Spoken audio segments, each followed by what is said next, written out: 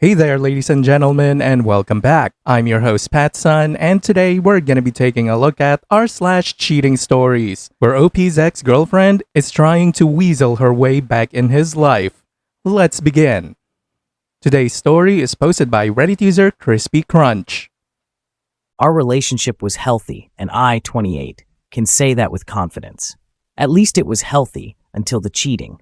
My ex, 24, bought a house with me, and before we closed on the property, she cheated with her coworker, 25M, who was also in a relationship for 9 years with his ex. I was going to tell his ex, but he phoned me up to tell me to stay out of his relationship and bad things would happen if I did, took no accountability, and victimized himself. Said I couldn't tell his girlfriend because she was having a hard time in life, etc. My ex-girlfriend went to her parents and blocked him. During this time, he called her on 3 different phones to get her to answer, called her a 304 and said he could never trust her, apologized the next day saying his girlfriend forced him to say that, threatened to go to HR and throw her under the bus, apologized and made some excuse for that too. Then my ex and I broke up, and she said she was going to start dating him because I guess the coworker's ex finally left him. Her explanation came from a Taylor Swift song saying I was the perfect guy. But I miss screaming and fighting and kissing in the rain. And it's 2 a.m. and I'm cursing your name. So in love that you act insane. Said they were going to move in together right away. Said she loved him and couldn't imagine a life without him. She wasn't allowed to stay in the apartment with me, but he was allowed to stay in his apartment with his ex. They broke up once already because of that. My ex was crying and pulling her hair, saying he was a jealous and controlling motherfucker. He apologized again, and she went back to him. Since then, she would text me saying she loved and missed me. She said these things, especially when things were not going well with him. And she would try calling saying she was worried about me. Lastly, she called last week for emotional support when her dog died. Does she give off narcissistic vibes? Is she a narcissist? I'm confused. Now for OP's first update. So recap, ex cheated on me. Said she wanted to work things out. A week later, she cheated again and left me for her toxic coworker. Last week, she sent me this text. Hi, this is a very random request, and you can 100% say no, and I would understand completely, but I was hoping we could talk on the phone sometime. There are some things I want to say to you and apologize for, but I understand if that would be detrimental to your healing. I actually wrote you a letter, but didn't send it because I didn't want to make you read something you didn't want to. Let me know. I am free to talk whenever you'd have me. I did not respond. Truthfully, I was waiting to talk to my therapist before deciding what to do. Reddit was very strong on not responding, so that's what I did. 5 days later, I get this text this morning. Hi again. I'll take that as a no. I totally understand and respect that, of course. If it makes a difference, I'm not with him anymore, and I'm not trying to get you to give me another chance. I just want to talk and tell you that you were right and to try to get and give you some closure. Again, I understand if you don't want to, and I won't ask again after this. Wishing you the best. I'm very conflicted. Like, firstly, she hasn't gotten the hint to leave me alone or give me time to think, and I still see this as selfish as her just wanting to absolve guilt. But part of me wants to talk. And as I expected from the last message, her and the other guy are done. But who knows? They could have just broken up last week, and now she's just running back to me. I knew they wouldn't last, but seeing this confirmation doesn't make me happy, just sad, because all the pain and suffering was essentially for nothing. And for those of you tell me to block her, I can't. We bought, and now need to sell a house, and have to stay in contact until that's all done.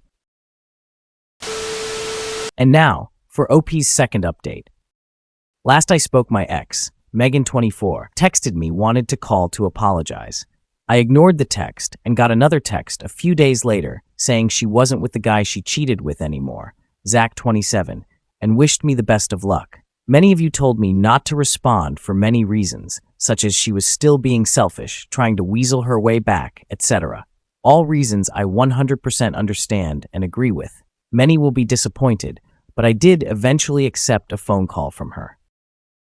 That's stupid! You're stupid! Stop being stupid! I had my own personal reasons to do so, and only did it after speaking to my therapist to make sure I was in a good mental space. So during the call, she started off by apologizing, saying I didn't deserve anything that happened to me and that I was a good boyfriend, that I was right about Zach and their relationship was worse than I could have imagined. I doubted that because I imagined it to be pretty awful. She says it was an emotionally abusive relationship and police got involved. So I got lots of confirmation to hunches I had. There were times and specific days I wondered if she physically cheated earlier in the relationship. She said she never was physical with him any time before and was willing to provide texts and photo evidence if requested. I denied seeing the evidence as I thought there was no point now. She explained that her relationship with him started as friends at work that had good banter. She basically liked the attention he gave her, and she was wrong to not stop it right away. She felt at the time that it was harmless, not knowing how damaging it could be. As I suspected, Zach was always subtly talking down on me while Megan and I were together, putting doubts into her head about me for a long time. She said she was wrong to listen and trusted him. Her friend wouldn't lie to her, and she was only adding to the fire by telling him any details of our personal life. So basically, he was grooming her for a long time, and she wasn't smart enough to see it. After that, she went to a therapist. She undoubtedly loved me, but wondered if something was wrong in our relationship, if she could develop a connection with another man. And she had a bad therapist who never told her to communicate with me. She was a yes therapist who just encouraged her to follow her feelings. After therapy, she said she knew those feelings were wrong and didn't think anything would happen with Zach because he was dating his girlfriend, Kat 27, and she wanted to start her life with me and agreed to buy a house with me. Everything in our relationship was great, and she had no doubts until her and Zach had a work trip in the city. They each drank and flirted. She invited him to her room so they could drink, and she could feel good with the attention he gave. That was all she intended. Zach then suggested they lay in her bed where he groped her, but she didn't stop him either. I told her I don't believe that's all that happened. To this day, she still swears by what she said. If you read my previous posts, this is where she tells me what happened in the hotel. Zach calls me up to threaten me if I tell Kat. I instantly know what kind of guy he is. At the time, I was worried about what he could do to Megan because he came across abusive and dangerous to me. She stuck by her word and blocked him at this point and stayed away from work. A few days later, he reached out to her on a different number. She didn't shut it down because she found not talking felt like going through a breakup. She missed his attention and was addicted to the dopamine. She confused these feelings of addiction for love, so she texted him for a week behind my back. He told Megan he loved her, and he was the only one that could truly love her, gave her an ultimatum, have sex with him in a hotel, or he would never talk to her again. She felt she had no choice and didn't want to let go of him, so she went. The next day, she tells me immediately what happened. She packed her things and went to her parents for the week. So during that week at her parents', Zach was harassing Megan, saying she was an untrustworthy 304 in order to save his relationship because Kat found out, threatened to expose her at work. He would flip between being an asshole and telling her that he loved her, and he blew up his relationship to be with her, followed by more ultimatums. He convinced Megan that my relationship with her was dead and to be with him. All this time she was telling me she loved me and was thinking of us. She said she led me on because she was afraid Zach would tell her to fuck off and she would have no one. She explained that was selfish and horrible with no excuse. So Megan and I broke up. Zach and Kat apparently broke up.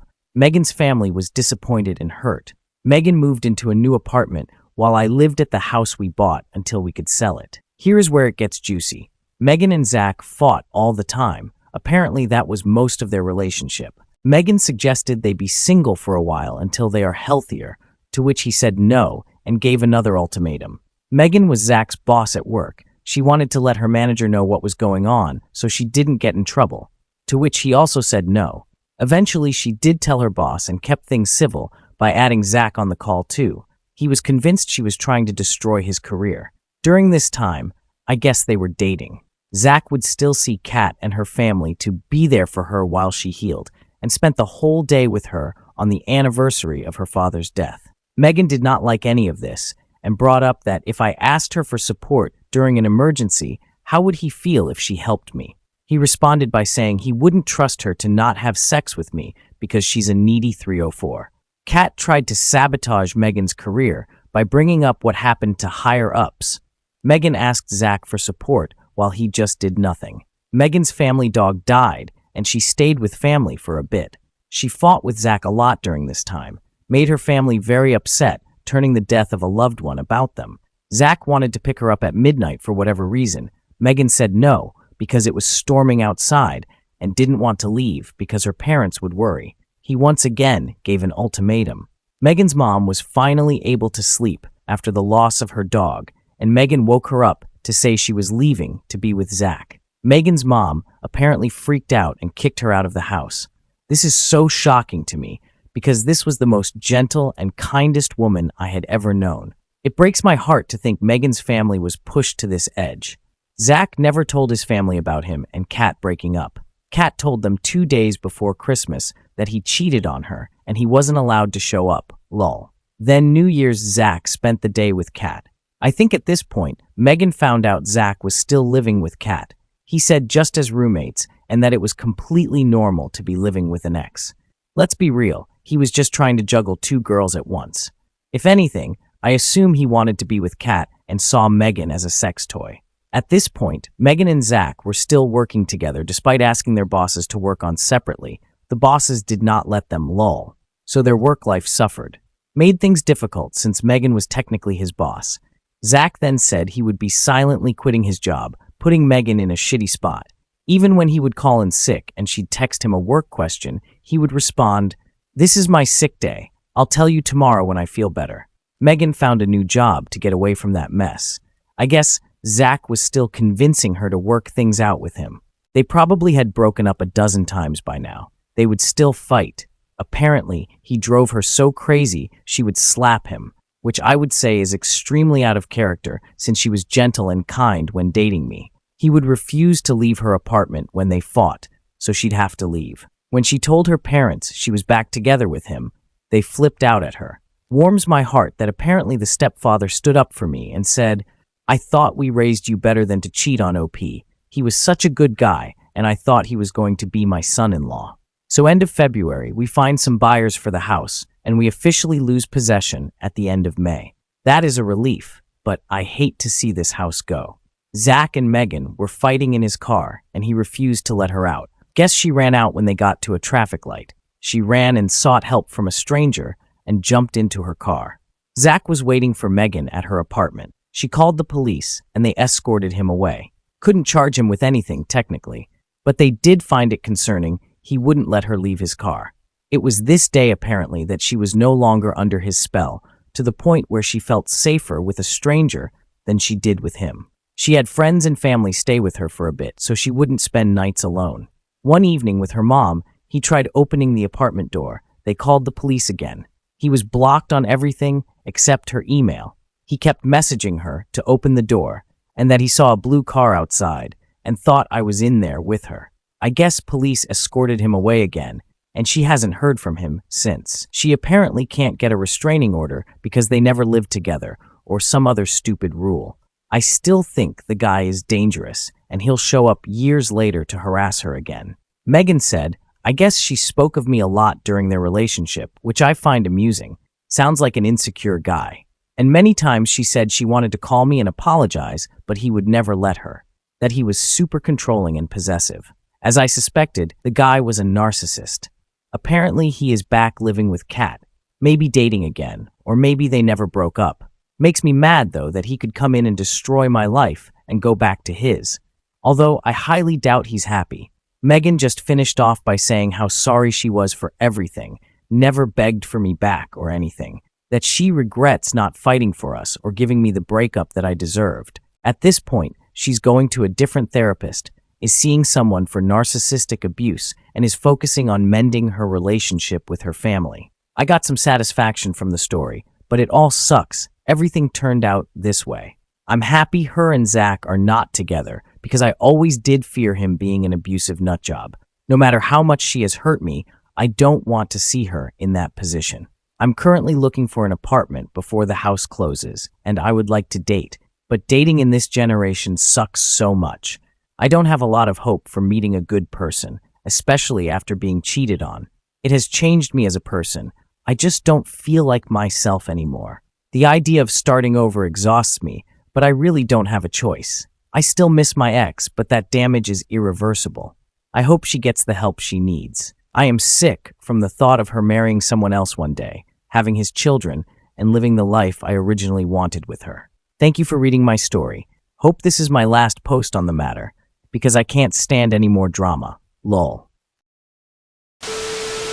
OP, it sounds to me like Megan is playing the victim and making Zach into the bad guy. 9 times out of 10, abusive relationships goes both ways. Meaning that most likely, this is not one-sided. They're abusive to each other. The reality is that they both enjoyed the stormy relationship, that they both enjoyed the excitement they had during the affair. And it was very sadistic of them of what they're doing to you, all while comparing it to a Taylor Swift song of all things. OP, stop being a fucking moron and block her on everything. But I have very little faith that you would actually move on from your ex and build a better life for yourself. I'm fairly certain that you will definitely take her back. After all, you can't even resist not taking a phone call from her. Have fun raising other men's children, Donut. Viewer support is the best way for me to remain independent and continue bringing you these daily videos, which will always be here on my channels for you to watch absolutely free. So please consider subscribing to me on Rumble and on YouTube. Both will be linked in the description box down below. Thanks for listening, everyone. If you even somewhat enjoyed today's story, make sure to give this video a thumbs up, and if you really like it, consider subscribing to PattSun to never miss a future upload. Stay strong.